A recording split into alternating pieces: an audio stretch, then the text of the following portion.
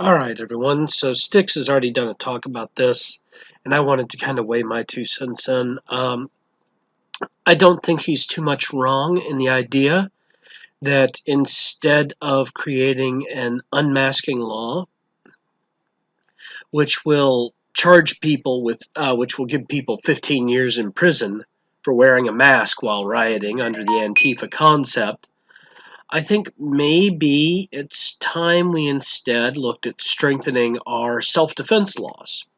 Because ironically, there have been laws like this before.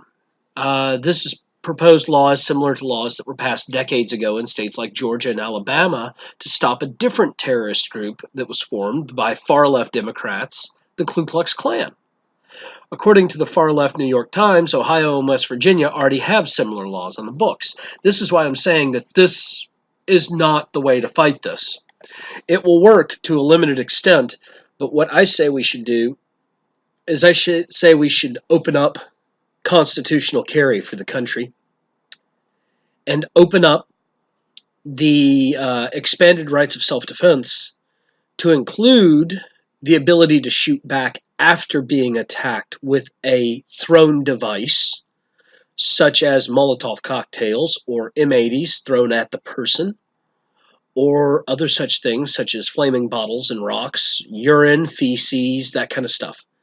If we opened up the self-defense laws to allow these people to be attacked back through the necessary escalation of force as though they were any other criminal, which they are criminals by the acts that they're doing.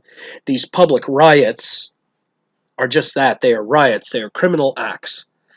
And we need to allow the citizenry to defend themselves just like they would in any other situation where a criminal act was being put upon their person. By not allowing the citizenry to act in that fashion, we are actually emboldening these kind of people. Because when they take these physical forms of violence, which a lot of people are saying, well, they're not really violence, they are. Throwing bottles of urine at people is a form of violence. Saying something to a person is not a form of violence. And one of the things that they have done is they have muddied this concept of violence so horribly that now people are acting violently, like this guy here. This flipping off of the camera is not violence, but I guarantee you he did perform some violence in this event.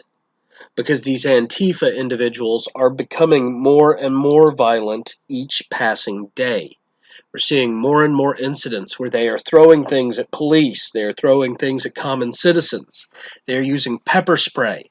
There have been cases where they've used bike locks on people, bottles, bats, M80, fireworks, all sorts of things have been used against citizens by Antifa members wearing their cowls and making it nearly impossible to prosecute them. So if people could draw their gun when somebody threatens to throw an M80 at them and shoot the person down, I guarantee you it would de-escalate a lot of this. Why? Because these people are not idiots. But also they know that until people are allowed to defend themselves, they can run amok. Because currently, many of these places where Antifa is at their power, at their zenith, are places where people are seriously disarmed. Take, for example, the city of Portland, where you can't carry a gun without a concealed carry license, open or concealed. And if you're caught open carrying, you lose your right to carry guns unless you have a concealed carry license. The state of California is a may issue state, not a shall issue state.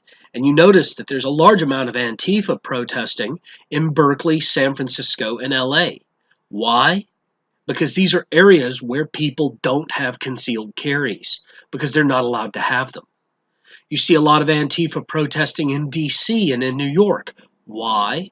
Because people can't defend themselves. So, if we removed their ability to rely on the fact that people cannot defend themselves, then we would seriously curb their violent actions. Because I'll tell you right now, arresting them isn't going to curb their violent actions, especially not when they're released almost immediately under their own recognizance because they were protesting. Like what's happened here in Oregon over and over and over again. Portland has repeatedly released Antifa members who turned right around and started protesting almost immediately again. And in many cases, these Antifa members were never charged, even though they were doing things like blocking public right-of-ways, blocking traffic, endangering lives. Uh, they shut down a federal building and they weren't arrested, for crying out loud. If we don't start allowing people to stand up to these people in a form of self-defense, then we're going to continue to see more victims, and we're going to continue to see more rioting.